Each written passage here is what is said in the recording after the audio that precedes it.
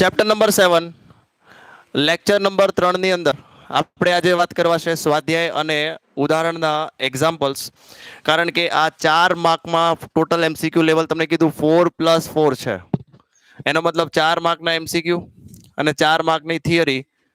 220 volt supply માટે એક વિદ્યુત બલ્બ 100 વોટનો રાખેલો છે.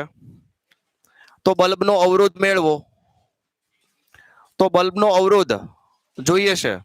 તો આપણી પાસે ફોર્મ્યુલા જે છે અહીંયા લખી આપું છું કે P બરાબર VI, P બરાબર I²R, P બરાબર V²/R. તો આવા કંઈક ફોર્મ્યુલા જે છે એ યુઝ કરી શકાય.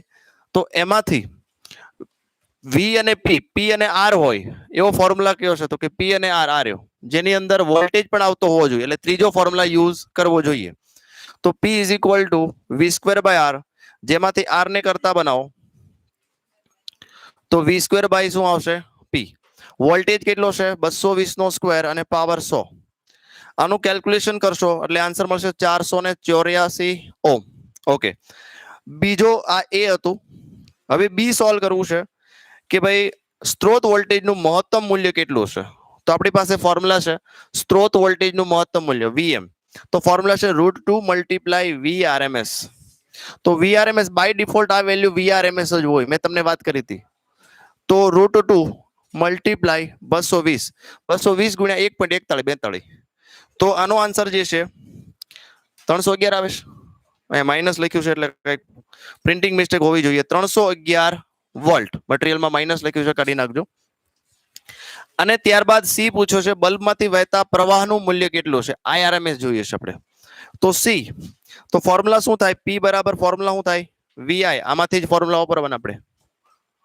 બરાબર, P બરાબર VI, એમાંથી I ને કરતા બનાવો શું થાય? પાવરના છેદમાં વોલ્ટેજ. કેટલા પાવર છે? 100. કેટલો વોલ્ટેજ છે? 220. તો આનો આન્સર આવી જશે તમારો 0.454 વોલ્ટ. ચલો, સામાન્ય પ્રશ્નો તો કદાચ તમને 3 માર્ક માટે પૂછી શકાય, 4 માર્ક માટે આ પ્રશ્ન પૂછાય નહીં. 1, 2 અને 3. ઓકે, ત્યારબાદ question number 2. 25 milli henry, L બરાબર 25 મિલી હેનરી શુદ્ધ ઇન્ડક્ટરને 220 વોલ્ટ સાથે જોડવામાં આવે છે. ચલો આગળ. જોડેલ છે સ્ત્રોતની આવૃત્તિ ફ્રીક્વન્સી આપી છે 50 હર્ટ્ઝ. ઓકે, તો ઇન્ડક્ટિવ રિએક્ટન્સ, તો ઇન્ડક્ટિવ રિએક્ટન્સ તમારા મગજમાં ક્લિયરિટી હોવી જોઈએ કે ઇન્ડક્ટિવ રિએક્ટન્સ કોને કહેવાય? તો ઇન્ડક્ટિવ રિએક્ટન્સ XL ને કહેવાય. કેપેસિટિવ રિએક્ટન્સ એટલે XC, ટેક્સી ની XC ઇઝ ઇક્વલ, અહીંયા આપણે ઇન્ડક્ટિવ જોતો એટલે XL. અને પરિપથનો RMS પ્રવાહ જોઈએ છે, RMS જોઈએ છે. ચલો, પહેલી વસ્તુ કે તમારે એક સર્કિટ ડ્રો કરો જેની અંદર માત્ર ઇન્ડક્ટર છે અને ઇન્ડક્ટર સાથે એસી સપ્લાય સાથે જોડેલ છે પ્લસ માઇનસ. હવે ફ્રીક્વન્સી આપી છે, વોલ્ટેજ આપ્યું છે, આપણે જોઈએ છે XL. તો XL નો ફોર્મ્યુલા શું થાય? Omega L. અને ઓમેગા નો ફોર્મ્યુલા શું થાય? 2πfL. તો 2 × 3.14, ફ્રીક્વન્સી આપી છે 50 હર્ટ્ઝ, ઇન્ડક્ટન્સ આપ્યો છે તમને 25 મિલી 10⁻³ અને કેલ્ક્યુલેશન કરો તમને મળશે 7.85 ઓમ. હવે જોઈએ છે IRMS. તો I બરાબર શું થાય? Formula V/R. V/R. પણ R એટલે આનો ઇન્ડક્ટર, આનો અવરોધ શું કહેવાય? XL જ કહેવાય ને. આના અવરોધને શું કહેવાય? XL. તો V કેટલો છે આપણી પાસે? 220. XL કેટલો છે આપણી પાસે? 7.85. યાદ રાખજો, R એટલે પણ અવરોધ, XL એટલે પણ અવરોધ અને XC એટલે પણ અવરોધ જ થાય. બરાબર, ખાલી અવરોધ આપેલો રેઝિસ્ટર તો R, પણ ઇન્ડક્ટર આપ્યો તો એના અવરોધને XL કહેવાય, કેપેસિટર આપ્યો તો એના અવરોધને XC કહેવાય. બરાબર, તો આવું નોલેજમાં હોવું જોઈએ તમારા. આનો આન્સર જે છે તમારો 28 એમ્પિયર આવે છે. ચલો, બે એક્ઝામ્પલ જે છે એ સિમ્પલ છે. એક બલ્બ કેપેસિટર સાથે શ્રેણીમાં જોડ્યો છે. ડીસી અને એસી જોડાણ માટે તમારા અવલોકનનું અનુમાન કરો. જો કેપેસિટરનું કેપેસિટન્સ ઘટાડવામાં આવે તો દરેક કિસ્સામાં શું થાય? તો જ્યારે કેપેસિટરને ડીસી સ્ત્રોત સાથે જોડવામાં આવે, ડીસી સ્ત્રોત સાથે, તો એક વખત એ કેપેસિટર ચાર્જિંગ થઈ ગયું પછી એ કેપેસિટર ટૂંકમાં પ્રવાહ બંધ થઈ જશે. તો ત્યારે કેપેસિટર વિદ્યુત ભારિત થાય છે. પૂર્ણ વિદ્યુત ભારિત થયા બાદ પરિપથમાં પ્રવાહ વહેતો નથી અને બલ્બ પ્રકાશિત થતો નથી. કેપેસિટન્સ ઘટાડવા છતાં તેમાં કોઈ ફરક કરતો, કારણ કે એક વખત ચાર્જિંગ થઈ ગયું, કેપેસિટરને તમે ડીસી બેટરી સાથે જોડો તો એક વખત ચાર્જિંગ થઈ ગયા પછી પ્રવાહ અંદર જવાનો જ નથી, ફૂલ થઈ ગઈ બેટરી, બરાબર. એટલે અહીંયા સાથે પ્રવાહ જોડેલો હોય તો પ્રવાહ જાય નહીં તો બલ્બ થાય ન થાય. આગળ વાત કરીએ, તેમાં કોઈ ફેરફાર પણ એસી સ્ત્રોત જોડવામાં આવે, જો અહીંયા ડીસી કાઢી અને આપણે શું લઈ લઈએ એસી, તો શું થાય? તો કે એસી સ્ત્રોત માટે કેપેસિટરનું ફોર્મ્યુલા શું થાય? તો કે XC બરાબર ફોર્મ્યુલા થાય 1/ωc 1/2πfc. જો તમે ફ્રીક્વન્સી વધારો તો XC ઘટે અને XC ઘટે એટલે પ્રવાહ વધે અને પ્રવાહ વધે એટલે બલ્બ વધારે પ્રકાશિત થાય. આગળ વાત કરીએ કે કેપેસિટિવ રિએક્ટન્સ વધારે ધરાવે છે, પરિપથમાં પ્રવાહ વધે છે, પરિણામે બલ્બ પ્રકાશિત થાય છે, અને સીમાં ઘટાડો કરતા રિએક્ટન્સ વધે છે, બલ્બ પહેલા કરતા ઓછો તેજથી પ્રકાશિત થાય છે. મેં અહીંયા વધાર્યું હતું, આને ઘટાડવાનું પૂછ્યું હતું, તો જો ફ્રીક્વન્સી આપણે ઘટાડીએ તો એનો રેઝિસ્ટન્સ શું થઈ જાય? વધે, અને અવરોધ વધે તો પ્રવાહ ઘટે, અને પ્રવાહ ઘટે તો બલ્બ ઝાંખો પડી જાય, ઓછો પ્રકાશિત થાય. આનાથી રિવર્સ પૂછે કે ફ્રીક્વન્સી વધે તો રેઝિસ્ટન્સ ઘટે, અને રેઝિસ્ટન્સ ઘટે તો પ્રવાહ વધે, અને પ્રવાહ વધે તો આ ફૂલ પ્રકાશિત થઈ જશે, બરાબર. તો આવો પ્રશ્ન તમને MCQ સ્વરૂપે પૂછી શકે, ધ્યાન રાખશો. ચલો, આ ત્રીજો પ્રશ્ન હતો. ચોથો પ્રશ્ન જોઈએ. 250 વોલ્ટ 250 વોલ્ટ 50 હર્ટ્ઝ એટલે VRMS જોયો, ફ્રીક્વન્સી 50 હર્ટ્ઝ 15 માઇક્રોફેરેડે. પૂંછડી જોઈને ખબર પડી જાય કે કેપેસિટન્સ આપ્યું છે. કેપેસિટરને જોડવામાં આવેલ છે પરિપથમાં કેપેસિટિવ રિએક્ટન્સ, તો કેપેસિટિવ રિએક્ટન્સ એટલે XC, અને ત્યારબાદ પ્રવાહનું મૂલ્ય I. જો આવૃત્તિને બમણી કરવામાં આવે એ પછીની વાત, પછી પહેલા આપણે XC મેળવી લઈએ. તો XC નો ફોર્મ્યુલા શું થાય? 1/2π. બધું છે આપણી પાસે, 2 છે, પાઈ છે, F છે, C છે, બધી વેલ્યુ અહીંયા મૂકો અને આન્સર લાવો તો XC તમને મળી જશે. આન્સર આપ્યો નથી, 212 ઓહમ. લખી નાખજો મટીરિયલની અંદર, આમાં આન્સરમાં મિસ્ટેક છે, ખાલી લખ્યું છે પણ આનો આન્સર નથી લખ્યો, 212. હવે તમને કીધું છે પ્રવાહ મેળવો, પરિપથમાં કેપેસિટિવ રિએક્ટન્સ અને પ્રવાહનું મૂલ્ય મેળવો.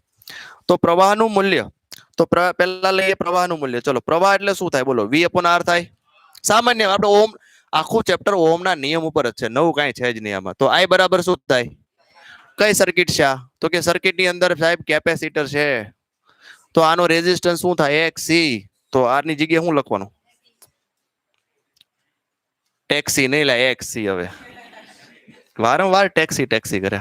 V લખ્યું છે ને, આ લખ્યું નતું અહીંયા 250. એ ભાઈ આમાં 250 લખ્યું છે ઉપર, ટેક્સ્ટ બુકમાં 220 છે. ઓકે, જે અહીંયા લીધું છે એ હું લખું, ચાલો રેડી. પછી આન્સરમાં વેરીફાઈ થઈ શકે. XC શું થશે? 212. જો અહીંયા 220 લીધું હોય તો આપણે અહીંયા 220 લેવું, બરાબર બરાબર. અને તમે 220 ભાગ્યા 212 કરશો એટલે 1.04 આવે છે, બરાબર. અને જો તમને IM ફાઇન્ડ કરવું હોય, બરાબર, IM ફાઇન્ડ કરવું હોય તો શું થાય બોલો? √2 મલ્ટીપ્લાય, હમણાં જ કર્યું હતું આપણે, તો 1.4142 ગુણાકારની અંદર 1.04 એટલે વધે આન્સર. ઓકે, હવે તમને એવું કહેવામાં આવે છે કે જો આવૃત્તિ બમણી કરવામાં આવે, F બમણી કરવામાં આવે, બમણી એટલે 50 100 હર્ટ્ઝ કરી દઈએ. આવૃત્તિ બમણી કરવામાં આવે તો કેપેસિટિવ રિએક્ટન્સ અને પ્રવાહના મૂલ્યો પર શું અસર થશે? વિચારી શકો તમે? જોવો જોઈએ, આવૃત્તિ જો બમણી કરવામાં આવે તો આપણી પાસે XC નો ફોર્મ્યુલા છે 1/2πfc. તો 2π અચળ, C અચળ, તો XC ચલે છે 1/F થયું. તો આ બમણી કરો તો આ શું થાય? અડધી થઈ જાય ને. આ અડધી થઈ જાય તો પ્રવાહ ડબલ થઈ જાય, પ્રવાહ હોય એના કરતા કેટલો થઈ જાય? ડબલ. ચલો ક્લિયર? ઓકે. ત્યારબાદ ઉદાહરણનો 5મો સમ.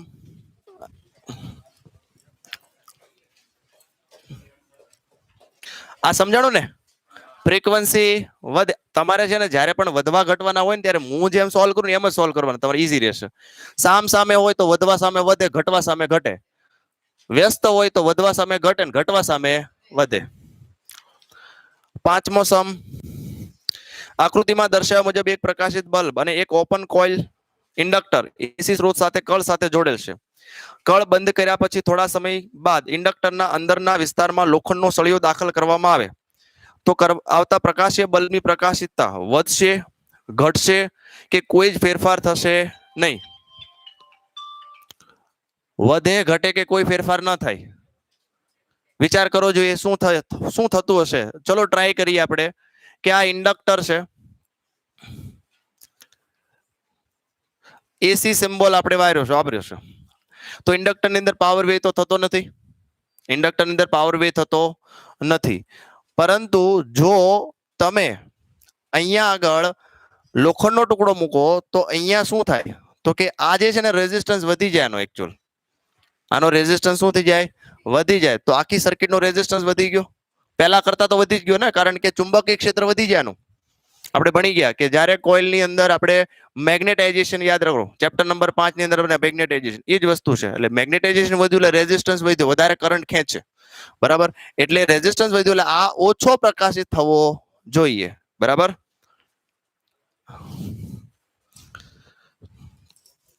ચોથું, પાંચમો આ પ્રશ્ન એમસીક્યુ માટે આઈએમપી કરજો, મોસ્ટ આઈએમપી. કદાચ નીટમાં પણ પૂછાય આવા પ્રશ્નો. 6th 220 વોલ્ટ 50 હર્ટ્ઝ, મોસ્ટલી આ જ હોય છે, 220 ને 50 હર્ટ્ઝ. 200 ઓહમ નો અવરોધક લખતા જઈએ, અવરોધ ફ્રીક્વન્સી VRMS. અવરોધકને 1.5 માઇક્રોફેરેડે કેપેસિટર સાથે જોડવામાં આવે, શ્રેણીમાં જોડ્યું છે. તો હવે સર્કિટ ડ્રો કરી લઈએ. એક રેઝિસ્ટર, એક કેપેસિટર, એસી સપ્લાય આર અને સી. તો આરસી સિરીઝ સર્કિટ થઈ ગઈ. કેવી સર્કિટ થઈ ગઈ? આરસી. તો હવે તમને એવું કીધું પરિપથમાં પ્રવાહ ગણો. તો પરિપથમાં પ્રવાહ કેમ ગણાય? તો કે સાહેબ I બરાબર V બાય R થવું જોઈએ ફોર્મ્યુલા પ્રમાણે. પણ V R ન હોય તો આખી સર્કિટ નો શું થાય? તો Z નથી આપણી પાસે, તો Z જોઈએ પહેલા આપણે.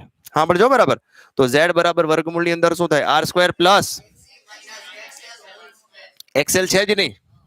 લાસ્ટ ટાઈમ આપણે એમસીક્યુ માટે એક્સ્ટ્રા ફોર્મ્યુલા કર્યા હતા, એમાંથી લઈ લેવાનું કે આરસી છે તો એકચ્યુઅલી આખો ફોર્મ્યુલા આવો થાય XC minus XL whole square. Inductor નથી, કાઢી નાખો એટલે ખાલી શું રહે? XC નો સ્ક્વેર. હવે તો કે સાહેબ XC પણ નથી, તો પેલા XC મેળવી લે. XC એટલે શું થાય? 1/ωc 1/2πfc. ઓકે, તો સૌ પ્રથમ તમારે XC મેળવવું જોઈએ. આ XC ની કિંમત અહીંયા મૂકવી જોઈએ અને પછી તમારે Z મેળવવું જોઈએ. આ Z ની કિંમત અહીંયા મૂકો ત્યારે પ્રવાહ મળે. એટલે જો આવા એક્ઝામ્પલ ની અંદર પ્રવાહ માંગે તો તમારે શરૂઆત જ XC થી કરવાની. પછી XC મેળવી લ્યો. તો XC બરાબર શું થાય? તો કે 1/2πfc 1/2 × 3.14. ફ્રીક્વન્સી કેટલી આપી છે? 50. કેપેસિટન્સ કેટલું આપ્યું છે? 1.5 × 10⁻6. તો XC આમાં સાથે સાથે જ કેલ્ક્યુલેટ કર્યું છે. આનો આન્સર આવશે 291 ને 212 આવેલા. 212.3 ઓહમ નથી આવતો આનો એકલાનો આન્સર, પણ એ તો ફાઇનલ છે. Z આ 2 0 છે ને પ્રિન્ટિંગ મિસ્ટેક છે. આનો આન્સર આવવો જોઈએ. હવે XC મળ્યા પછી તમારે Z માં વેલ્યુ મૂકવાની. Z ની અંદર વર્ગમૂળ ની અંદર R કેટલો છે આપણી પાસે? 200 નો સ્ક્વેર પ્લસ 212.3 નો સ્ક્વેર. એટલે આનું હવે તમે Z મેળવો ત્યારે તમને મળશે 291.67 ઓહમ. રેડી? મટીરીયલ ની અંદર તમને એક સાથે અહીંયા XC બરાબર 1/ωc એક સાથે કર્યું છે, પણ એ કેલ્ક્યુલેશન બહુ લાંબુ પડે. એના કરતા શરૂઆતમાં પહેલા XC મેળવી લ્યો. XC મળ્યા પછી એની વેલ્યુ ડાયરેક્ટ મૂકો, સીધું મળી જાય. હવે આપણે પ્રવાહ જોઈએ તો પ્રવાહ બરાબર શું થાય? V/Z. વોલ્ટેજ કેટલો છે? 220. Z કેટલો છે? 291.67. એટલે પ્રવાહ IRMS મળે, કારણ કે VRMS છે. 0.7542 એમ્પિયર. ચલો પ્રવાહ મળી ગયો. બીજું શું જોઈએ છે? અવરોધ અને કેપેસિટરના બે છેડા વચ્ચેનો વોલ્ટેજ. ચલો અહીંયા ધ્યાન આપશો. આપણે જોઈએ છે વીઆર. તો વીઆર બરાબર શું થાય? આઈઆર થાય. તો પ્રવાહ છે આપણી પાસે કેટલો છે? 0.7542. આર કેટલો છે આપણી પાસે? 200. ગુણાકાર કરો. પછી વીસી જોઈએ છે. વીસી જોઈએ છે તો વીસી એટલે આઈએક્સી. પ્રવાહ 0.7542. એક્સી જો અલગથી મેળવેલું તો કામ લાગી જાય ને. 212.3. ચલો તો આ વીસી મળી જશે. નવું નથી કઈ. શું આ વોલ્ટેજનો બેઝિક સરવાળો સ્ત્રોત વોલ્ટેજ એટલો છે? જોઈએ આપણે. આ 150.8 વોલ્ટ મળ્યો અને આ 160.07 વોલ્ટ મળ્યો. બંનેનો સરવાળો કરો જોઈએ આ બેનો. શું 220 વોલ્ટ થાય છે? આ બેનો સરવાળો કરો. 220 થાય છે. તો કેમ નથી થતો? આમ તો થવો જોઈએ ને. આ વીઆર, આ વીસી. તો આમાં પ્રશ્ન લખવાનો કે અહીં બંનેનો સરવાળો સ્ત્રોત વોલ્ટેજ બરાબર થતો નથી. કેમ? તો કે વેક્ટરની અંદર પ્રવાહ અને વોલ્ટેજ રેઝિસ્ટરમાં સેમ છે અને ઇન્ડક્ટરમાં π/2 પાછળ છે. એટલે હકીકતમાં આની આપણે સર્કિટ ડ્રો કરીએ તો સર્કિટ આ રીતે ડ્રો થાય કે વીઆર ઉપર હોય ને વીસી ક્યાં હોય? તો આનું સમતુલ્ય મેળવવું હોય તો આનું સમતુલ્ય શું થાય? વર્ગમૂળની અંદર VR² પ્લસ, તો VR² એટલે આ 150.8 નો સ્ક્વેર પ્લસ 160.07 નો સ્ક્વેર કરવો જોઈએ. એટલે આ આન્સર તમારો 220 આવવો જ જોઈએ. એટલે એપ્રોક્સિમેટ 220 કહી શકાય. સમજાણું? એટલે સીધો સરવાળો નથી થતો. બરાબર છે? સીધો સરવાળો થતો નથી. આવું રિલેશન પણ પૂછે તમને. આવી સર્કિટ આપી હોય તમને એવું કે ભાઈ સમતુલ્ય વોલ્ટેજ મેળવો. આ યાદ રાખશો.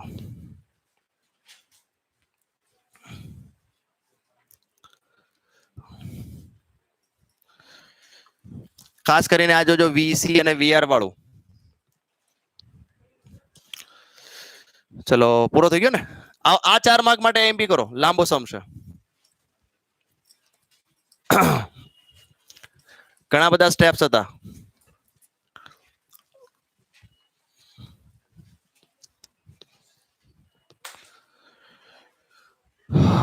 ચલો 7મો સમ નથી. 8મો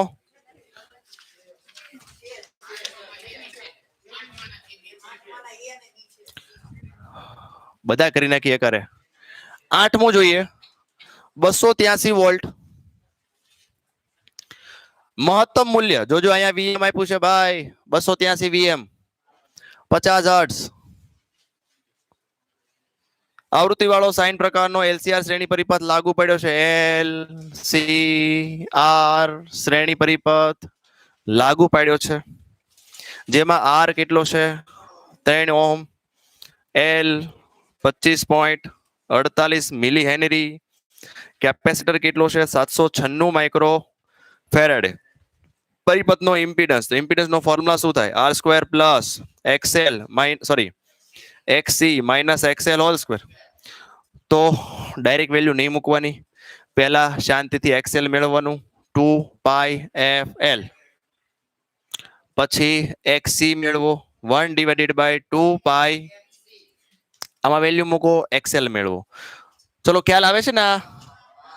બધાને ખ્યાલ આવે છે કે વેલ્યુ મૂકી આપું તમને? આ બરાબર. આમાં વેલ્યુ મૂકીને આન્સર લાવો તો આનો આન્સર XL માં 8 આવે છે અને XC માં આન્સર આવે છે કેટલો આવ્યો છે? 8 માંથી 4 આવે છે. ઓકે. તો હવે આમાં વેલ્યુ મૂકો. આર કેટલો હતો આપણી પાસે? 3. XC કેટલો છે? 4. સોરી, હા કોઈ વાંધો નહીં. 4 માંથી 8 બાદ કરો. 8 માંથી 4 બાદ કરો. બરાબર. સ્ક્વેર કરવાનો વર્ગ. તો એનો મતલબ 3 નો સ્ક્વેર પ્લસ અહીંયા કેટલો રહેશે? 8 માંથી 4 16 ને 9 એટલે 25 નું વર્ગમૂળ એટલે Z બરાબર મળશે 5 ઓહમ. હાલો આગળ વાત કરીએ. સ્ત્રોત વોલ્ટેજ અને પ્રવાહ વચ્ચેનો કળા તફાવત મેળવો. તો કળા તફાવતનો ફોર્મ્યુલા ખબર હોવી જોઈએ. tan phi બરાબર XC. Ready? XC minus XL divided by R. તો ટેન ઇનવર્સ 4 - 8 આર કેટલો છે આપણી પાસે 3 તો -4/3 tan 5 અથવા તો 5 ને કરતા બનો તો ટેન ઇનવર્સ 4/3 લખી શકાય -53.1 કે ના લખો તો હાલે આવું લખી શકાય 5 બરાબર ટેન ઇનવર્સ -4/3 નહીતર પછી ટેબલ માંગવાનું લાવો ટેબલ કારણ કે આ તો કઈ યાદ રાખવાનું હોય નહીં કઈ ચલો વ્યય થતો પાવર જોઈએ છે નહીં જોતો પણ આપણે તો ભણ્યા છીએ I²R ખાલી વેલ્યુ જ મૂકવાની જ તમારે અને પાવર ફેક્ટર તો પાવર ફેક્ટર શું થાય cos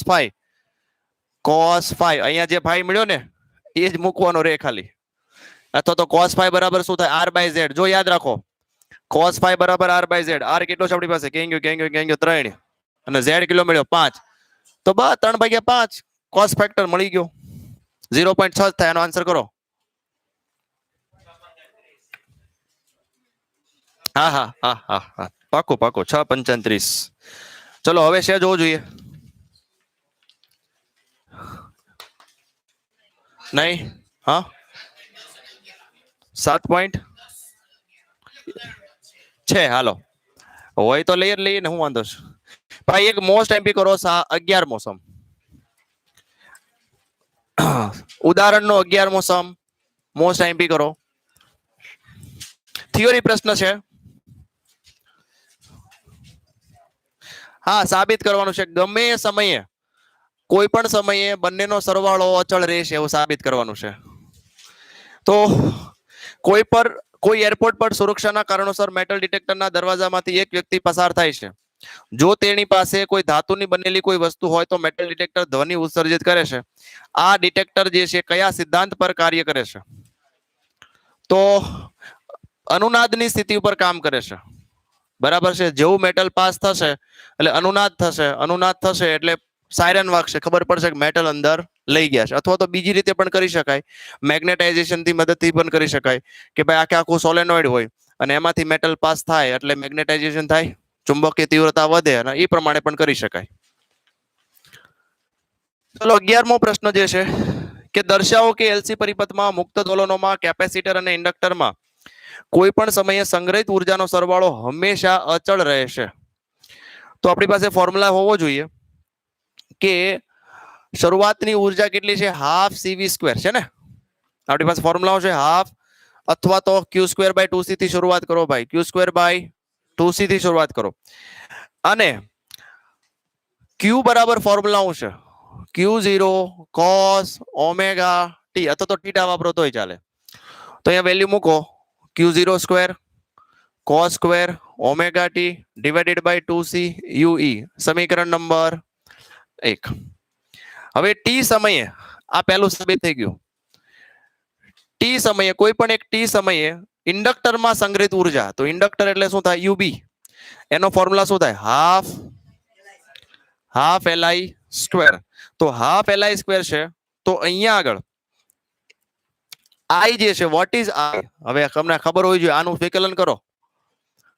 વિકલન કરો Q નું એટલે dQ/dt શું થાય I થાય Q0 m ના cos નું શું થાય sin ωt નું વિકલન પાછું એટલે ઓમેગા સમજાણું એટલે આ ન્યાથી આવ્યું છે નહીં તેમ ક્યાંથી આવ્યું આ લખ્યું તો છે સાહેબ પણ ખબર નથી ક્યાંથી આવ્યું તો એમાં વેલ્યુ મૂકી દઈએ હાફ Li ની જગ્યાએ શું લખશો Q0² ω² sin² ωt પણ L ઓમેગા ને શું કહેશું અને ω² બરાબર પણ ફોર્મ્યુલા છે અહીંયા આપણી પાસે ઓમેગા બરાબર 1/√LC ઓમેગા બરાબર 1/√LC એ વેલ્યુ મૂકી દેશો તો તમારો ફાઇનલ ફોર્મ્યુલા આવું થશે 1/2 અથવા તો Q² / 2C sin² ωt આ બેનો સરવાળો કરો તો શરૂઆત જ્યારે થઈ ત્યારે ઉર્જા કેટલી હતી તો કે Q² / 2C હતી મહત્તમ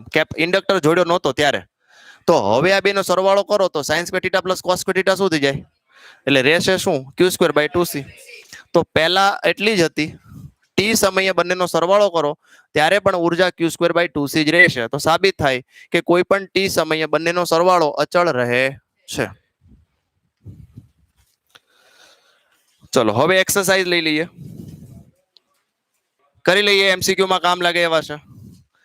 220 વોલ્ટ 50 હર્ટ્ઝ સપ્લાય સાથે 100 ઓહમ અવરોધ જોડે છે. પરિપથમાં આઈ મેળવો. તો આઈ નો ફોર્મ્યુલા શું થાય બોલો જોઈએ? તો કે ઓહમ નો નિયમ જ આઈ બરાબર શું થાય? વી બાય આર. વોલ્ટેજ કેટલો છે? 220. આર કેટલો છે? મીંડું મીંડું કેન્સલ, 2.2 એમ્પિયર.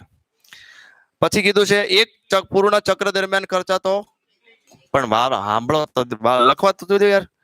પાવર મેળવો. તો પાવર શું થાય? VRMS IRMS. ગુણાકાર જ કરવાનો છે તમારે. વીઆરએમએસ કેટલો છે? 220.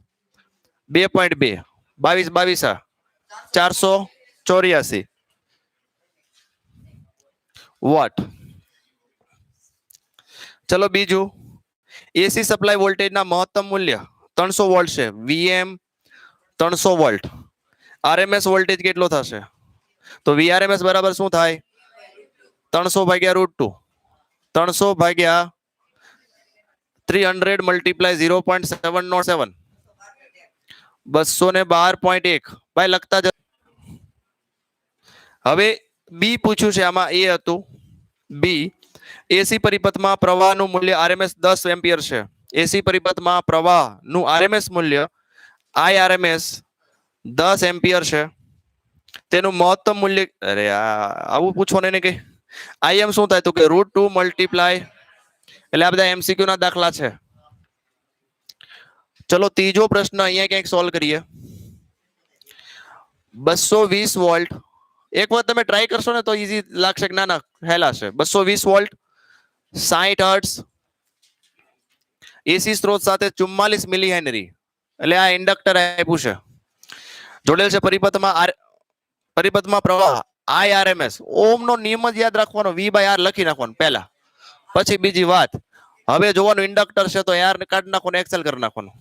તો વી બરાબર શું લેવાનું? એક્સેલ આપ્યું છે, એક્સેલ નથી આપ્યું તો એક્સેલ બરાબર શું થાય? Omega L 2πfl. હવે કિંમત મૂકી દો. આખો ચેપ્ટર ઓહમના નિયમ ઉપર છે. નો યાદ રહે તો ટ્રાયેંગલ દોરી નાખવાનો, વીર લખી નાખવાનું.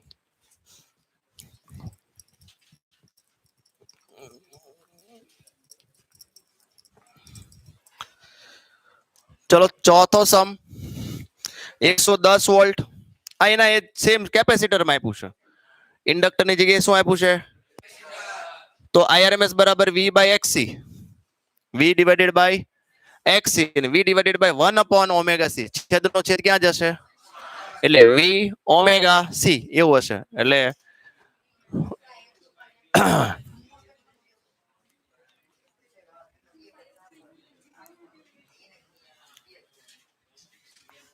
રેડી? આર આપ્યું છે. હવે એલસીઆર શ્રેણી પરિપથમાં અનુનાદ આવૃત્તિ આપણે 0 લખીએ છીએ, ઓમેગા 0. આ લોકો ઓમેગા આર લખે છે. આર નો મતલબ થાય રેઝોનન્સ. આર નો મતલબ શું થાય? અનુનાદ. તો અનુનાદ નો ફોર્મ્યુલા આપણે જોરથી પાક્કું પાક્કું પૂછાય નહીં આ લોકોને. ચલો એલ આપ્યો છે, એલ આપ્યો છે, સી આપ્યો છે, વેલ્યુ મૂકો. પણ જો આ ચેપ્ટર ની અંદર ખાસ કરીને કેલ્ક્યુલેટરમાં ધ્યાન આપશો, કારણ કે જ્યાં હોય ને વર્ગમૂળ આવશે.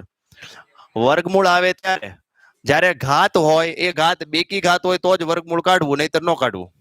અથવા તો બેકી ઘાતમાં ફેરવવા. બરાબર? ઘણા લોકો આ રીતે આપ્યું હોય 144 ગુણ્યા 10⁻³ તો 144 જોઈને જ મનમાં પાણી હજી 12 જ થયાનો હોય કે, પણ પાછળ જોઈએ જ નહીં 10⁻³ છે. હા એ લખાઈ દઉં, અત્યારે નહીં લખાવું. અત્યારે લખો ઘનમૂળ કાઢવાની રીત કે લો કાઢવાની રીત?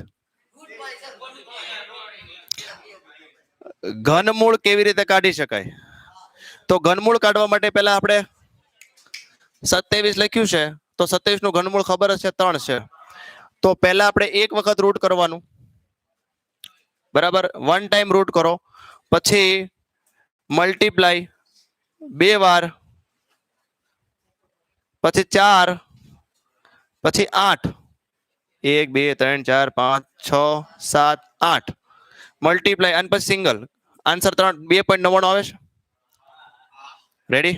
એટલે 2.99 એટલે 3. તો આ ટેકનિક ઘનમૂળ વાળી લોગ વાળી ખબર છે ને? ચલો log 5 જોઈએ છે 0.3010 થાય ને? તો આ 60 શું થાય એનું? હાલો log 2 0.10 સાંભળો. તો અહીંયા પેલા 2 લખો, પછી 13 વખત વર્ગમૂળ કરો, 13 ટાઈમ રૂટ, પછી -1 મલ્ટીપ્લાય 3558 ઇઝ ઇક્વલ ટુ કરો.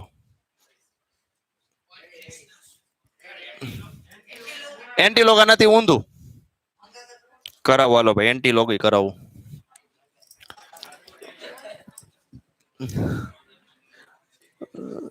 ટ્રાય કરતા જજો. એન્ટીલોગ કરવા માટે આપણી પાસે ખબર છે કે ભાઈ 0.3010 નું એન્ટીલોગ 2 મળવું જોઈએ. તો કેલ્ક્યુલેટરમાં 0.3010 લખો અને ત્યારબાદ તમારે ડિવાઇડેડ બાય 3558 કરો, +1 કરો અને પછી મલ્ટીપ્લાય ઇઝ ઇક્વલ ટુ આ 13 વખત કરો. Multiply is equal to multiply is equal to multiply is equal to 13 વખત. બે આન્સર આવે છે જોવું જોઈએ. ટ્રાય કરીને જો આવી ગયો તો આ થઈ ગયો ઊંધું, આનાથી રિવર્સ. આ લોગ, આ એન્ટીલોગ.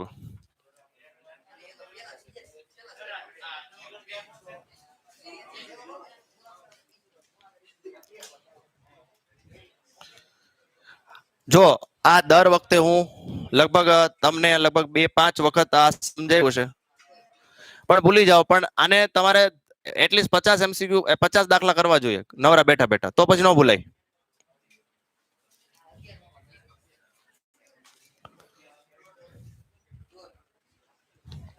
આજ કેમ 5?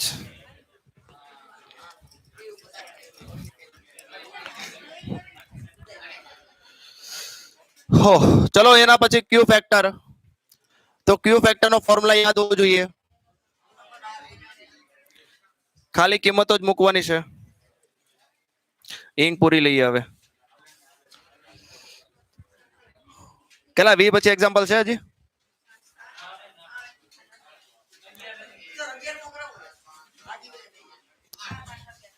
કરાવો હાલો. 11 સુધી છે બસ. તો મીડિયમ વેવ બેન્ડ આવૃત્તિના ગાળામાં ટ્યુન કરી શકાય છે.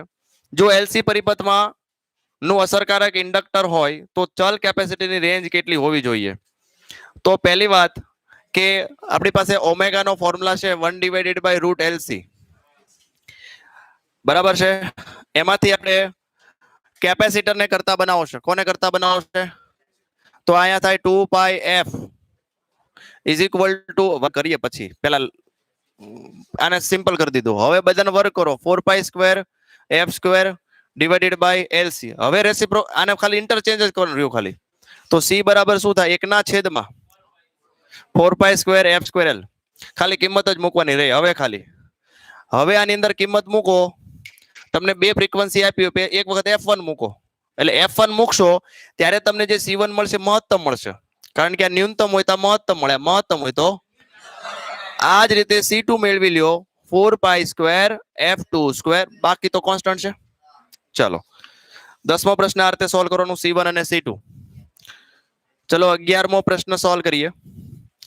આકૃતિ મુજબ ચલિત આવૃત્તિ વાળો 230 વોલ્ટ એસી સ્ત્રોત LCR શ્રેણી પરિપથ સાથે જોડેલ છે.